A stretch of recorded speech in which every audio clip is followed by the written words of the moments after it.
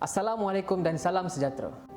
Hari ini saya sangat excited sebab saya bersama dengan Bapa Pemodenan Malaysia dan mantan Perdana Menteri Malaysia keempat dan ketujuh yang amat berbahagia Tun Dr. Mahathir bin Mohamad. Takkan dan tak pernah dilupakan oleh sesiapa seperti hero filem Hindustan. Tak ada. Tokoh yang manakah Tun percaya boleh kukuhkan kedaulatan negara Malaysia? Datuk Seri Najib, Tan Sri Muhyiddin Yassin, Datuk Seri Anwar Ibrahim.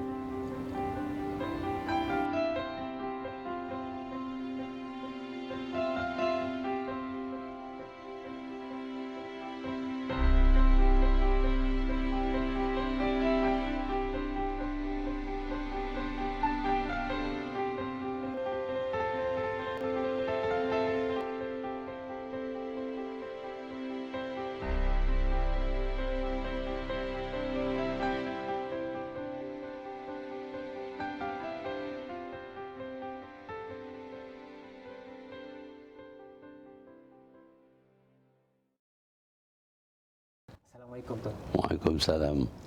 Pertama sekali saya ingin menyampaikan ribuan terima kasih kepada Tun sebab menerima permohonan kami untuk pada pagi ini. Ya. Apa khabar Tun pada pagi ini? Baik, alhamdulillah.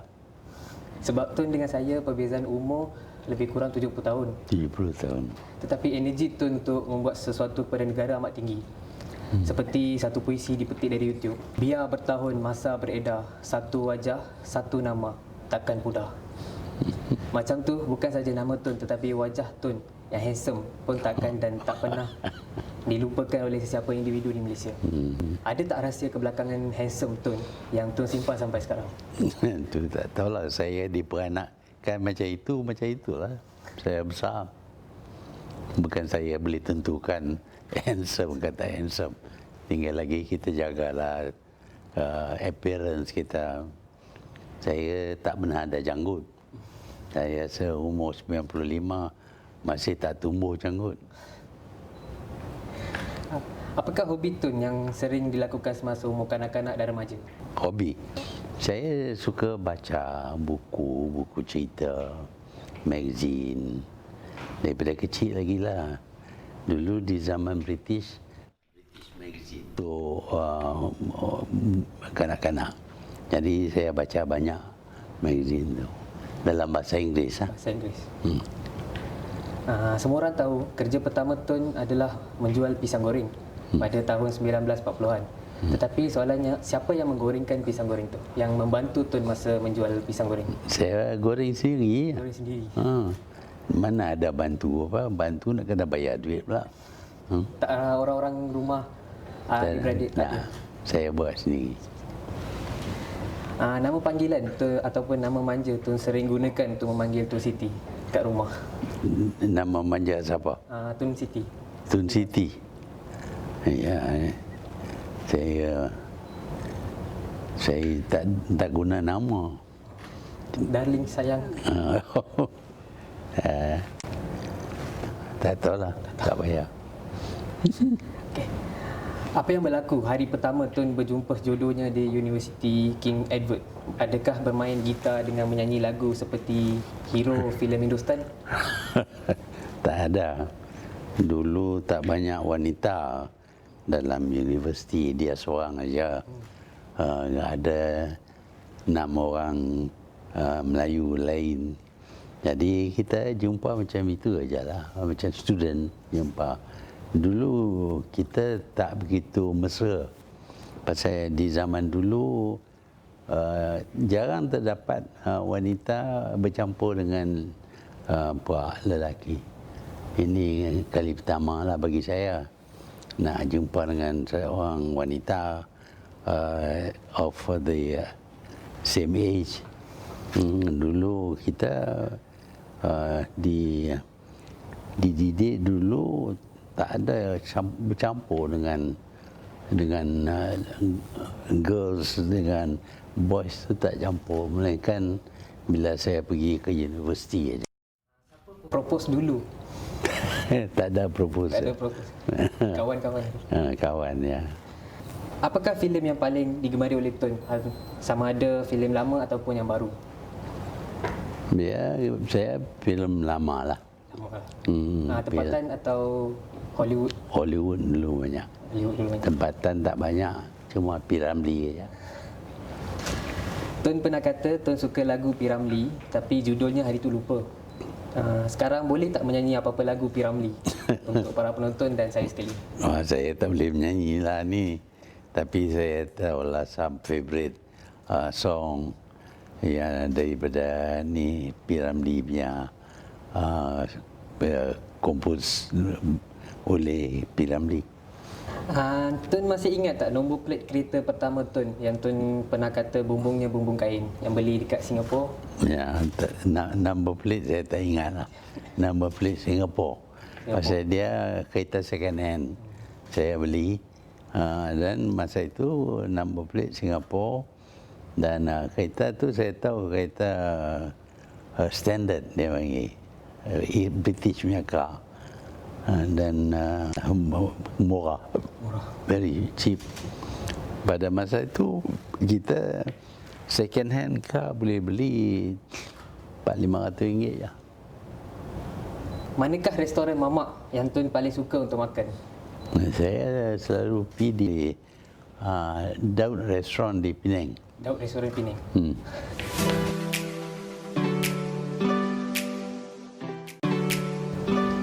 Bagi tahu peristiwa percubaan pertama sekali bersama dengan Tunku Abdul Rahman. Masa itu saya belum pergi universiti. Ini lepas perang. Hari itu kita ada satu stage show sandiwara, dan kita jemput Tunku. Pada masa itu dia jadi Superintendent of Education Kedah. Jadi kita jemput dia tengok kita punya stage show. Dia datang. Adakah Tun berminat dengan politik masa kecil ataupun cita-cita Tun menjadi seorang ahli politik? Saya jadi ahli politik awal belasan tahun. Pada masa itu saya dah perhati tengok keadaan di Malaysia, dan saya sedar tentang negara ini, negara berbilang kaum dan sebagainya. Cita-citanya menjadi lawyer, dapat scholarship perubatan, tetapi bagaimana politik ini menjadi tumpuan utama ataupun pekerjaan tetap kepada Tun? Any special reason? Politik, ya saya tak pernah tinggal politik. Saya orang politik yang jadi doktor, bukan orang doktor yang jadi ahli politik. Saya tak dapat study law, bagi saya scholarship study medicine. Kita tak soal lah pada masa itu, apa juga yang kita diberi kita terima. Berikan satu peristiwa yang Tun masih ingat sekarang, maybe positif ataupun negatif. Satu peristiwa yang tak boleh lupa. Peristiwa yang tak boleh lupa banyak. Ya, bila kita nak buat jembatan Pulau Pinang, banyak tentangan. Tetapi bila dibuat, semua orang berpendapat bahawa itu satu projek yang baik. Belia atau remaja ni memang penting dalam pembangunan negara.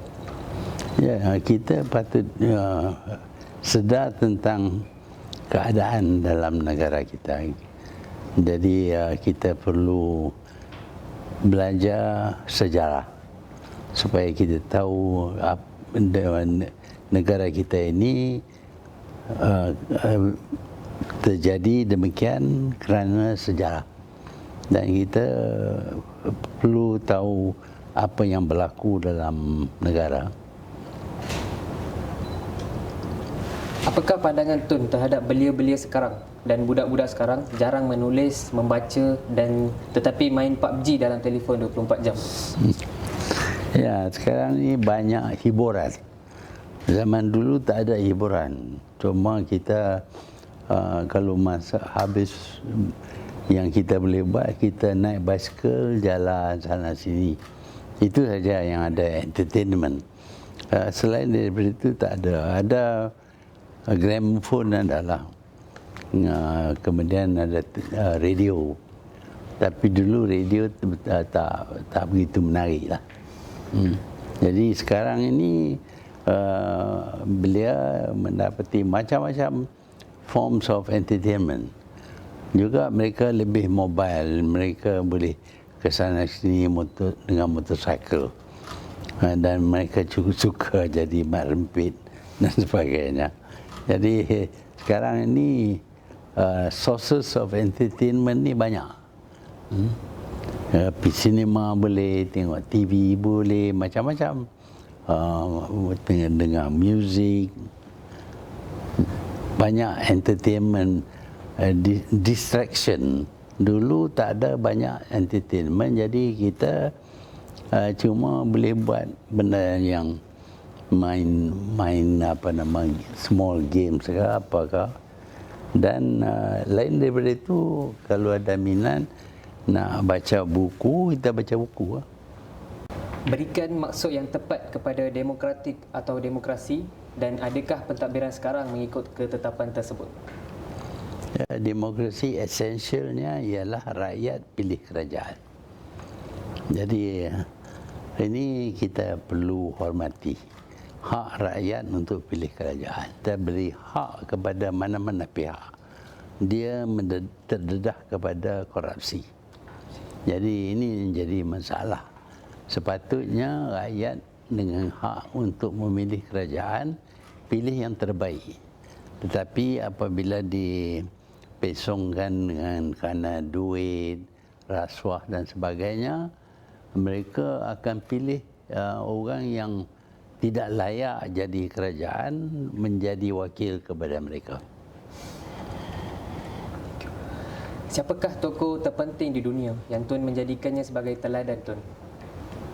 Tokoh terpenting Nabi Muhammad, kerana dia mengubah satu masyarakat jahiliah, masyarakat ignorant Arab, kepada masyarakat yang mampu mendirikan satu tamadun yang terkenal di dunia.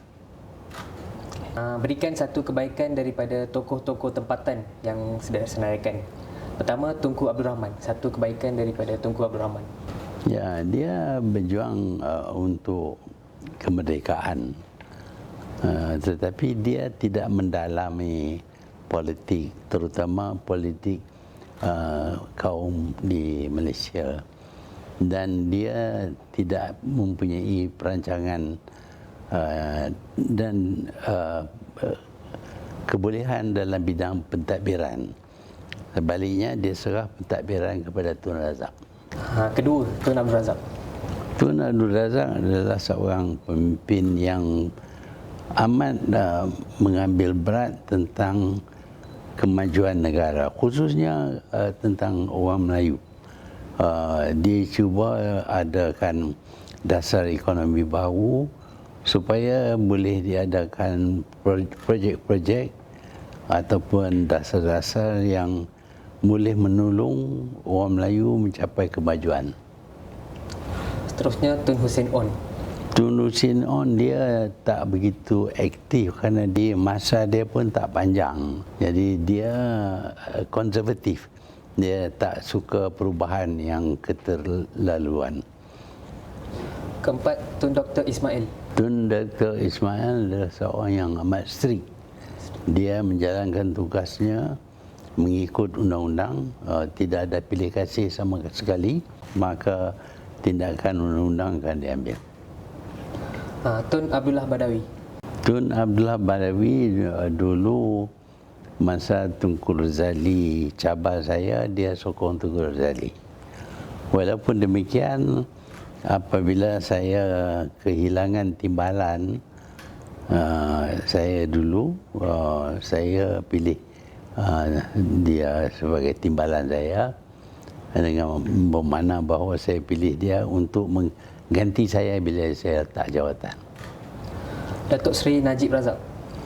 Datuk Seri Najib Razak adalah seorang yang berbakat, berkebolehan, tetapi dia mempunyai idea yang tidak sesuai sebagai pemimpin, iaitu dia berpendapat bahawa cara untuk jadi popular ialah dengan memberi wang percuma kepada orang ramai. Datuk Seri Anwar Ibrahim. Datuk Seri Anwar Ibrahim dia mempunyai ambition. Untuk itu, kalau dia masuk PAS, dia tak boleh jadi Perdana Menteri. Sebab itu dia pilih untuk masuk UMNO dan saya terima dia. Saya naik pangkat dia sehingga dia jadi timbalan Perdana Menteri. Kalau dalam apabila saya letak jawatan, dialah akan ganti saya. Tapi sebelum daripada itu berlaku peristiwa-peristiwa yang menyebabkan dia dihadapi ke mahkamah. Dan itu menghalang kemungkinan dia jadi Perdana Menteri. Akhirnya Tuan Syed Saddiq. Dan Syed Saddiq antara orang yang muda, yang aktif dalam politik dan mempunyai pengalaman yang luas. Sebelum menyertai politik, Tuan sebenarnya seorang doktor, dan berapakah gaji pertama Tuan yang diterima dan ada tak belanja kawan-kawan pergi makan pada masa itu? Gaji pertama saya masa jadi houseman RM400. 400? Pasal kalau RM400 kita kena contribute towards EPF. Jadi bila naik gaji RM401 tak payah contribute to EPF. Lepas tu bila jadi medical officer, gaji saya RM730. Gaji besar masa itu? Besar lah, very big. Apakah sebab Tun tidak setuju untuk menamakan apa-apa jalan, inisiatif baru maupun mana-mana bangunan dengan nama Tun sendiri? Saya tak suka kepada personality cult. Model kereta yang paling suka untuk Tun dalam jenama tempatan Proton? Proton saya pakai Proton Saga. Saga yang 1985.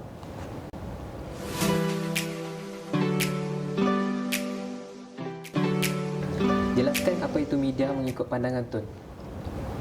Ya, dulu kita tidak ada media sosial. Semuanya print media dengan radio, TV. Tetapi media sosial ini memberi kebebasan kepada siapa saja untuk pamer ataupun tentukan pandangan mereka dapat disampaikan kepada masyarakat melalui media. Jadi ini memberi kebebasan luar biasa kerana dulu masa print media dulu kerajaan mengenakan lesen. Sekarang ini tak ada lesen pun kita boleh broadcast pendapat kita ke seluruh dunia. Bagaimana media membantu atau memberi kesan positif kepada tugasan Tun sebagai Perdana Menteri pada penggal pertama? Dulu. Dulu tak berapa banyak. Wasn't widespread. Internet belum lagi ada. Internet ini diperkenalkan hampir bila saya dah nak letak jawatan. Jadi kesannya tak banyaklah. Pada masa itu kita masih guna print media dan broadcast. Samalah seperti kesan negatif pun tak banyak. Kesan negatif pun tak banyak. Saya selalu menang pilihan raya 5 kali, setiap kali 2/3. Bagaimana media membantu atau memberi kesan positif kepada tugasan Tun untuk mendekati dengan rakyat, berkempen dan untuk mendapatkan mandat daripada rakyat pada PRU14 kepada Pakatan Harapan? Pada masa itu kita tak dapat akses kepada print media. Kita cuma guna alternative media. Tetapi kita juga guna rally. Dan kita punya rally dihadiri sampai 20,000 orang kadang-kadang. Jadi kita guna rally lebih daripada media untuk menjelaskan pendirian kita.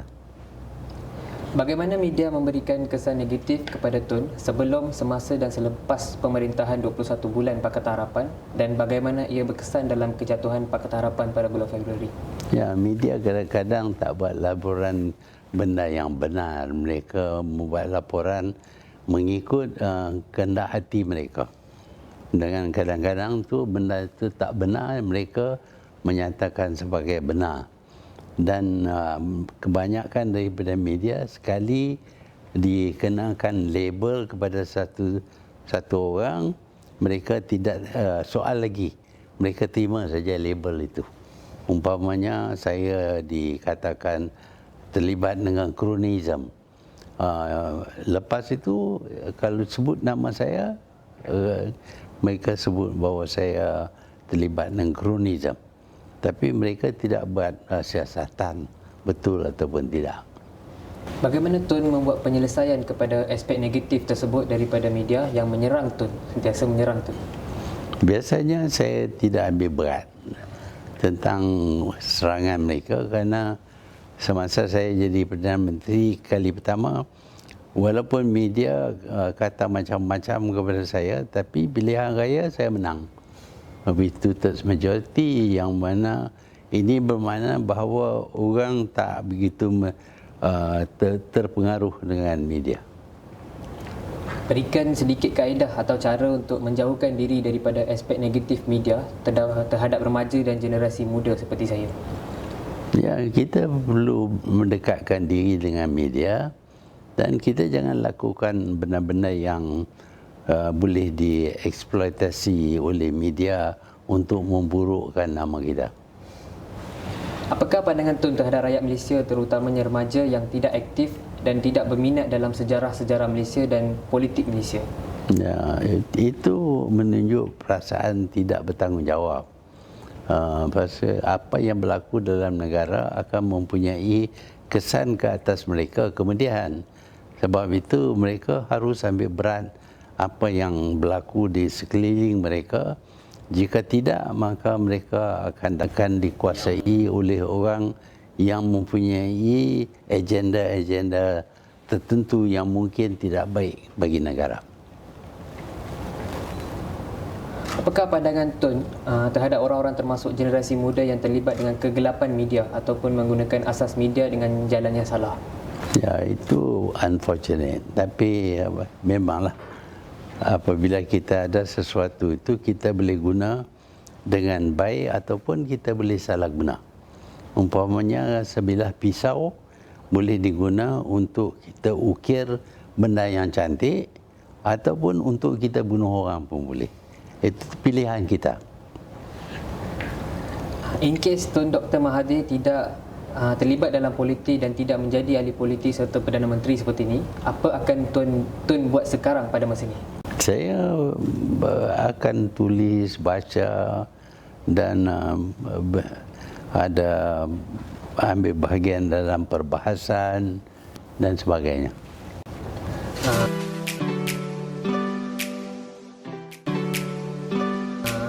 Ini rapid quiz session. Saya tanya soalan dan Tun menjawab dalam 5 saat. Boleh ya? Tun prefer sukan yang mana? Bola sepak atau sepak takraw? Sepak takraw. Sebut siapa yang lebih kuat pada masa tu, British atau Jepun? Jepun. Pilih siapa yang lebih kuat pada masa sekarang, Amerika atau China? China. Kerajaan yang mana kukuh, wibawa dan adil? Barisan Nasional, Pakatan Harapan, Perikatan Nasional? Barisan Nasional di waktu awal. Tokoh yang manakah Tun percaya boleh kukuhkan kedaulatan negara Malaysia? Datuk Seri Najib, Tan Sri Muhyiddin Yassin, Datuk Seri Anwar Ibrahim? Tak ada satu pun. Tun pernah isap rokok tak pada masa-masa kecil, remaja? Isap rokok? Tak isap. Tak pernah.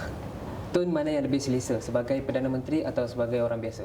Orang biasa. Tun, bilakah tarikh perkahwinan Tun? Tarikh pada tahun 1956. 56. Tun yakin tak saya boleh menjadi Perdana Menteri Malaysia nanti? Boleh. Kita buat benda yang baik dan kita ambil berat tentang apa yang berlaku di sekeliling kita. Soalan terakhir. Semasa PKP dikuatkuasakan, satu insiden rasis berlaku di US. Pembunuhan George Floyd dengan protes yang berlaku selepas pembunuhannya. Presiden pun mengarahkan penguatkuasa untuk menahan dan menyerang semua yang berkulit hitam yang terlibat dalam protes. Apakah satu nasihat yang Tun ingin menyampaikan kepada Presiden Amerika Donald Trump mengenai masalah ini? Maybe in English. Well, he should treat everybody as equal, in terms of their rights and as citizens, and not discriminate against black people. Itu saja pada pagi ini, Tun. Terima kasih atas kerjasama. Terima kasih, Tun. Okay. Tun.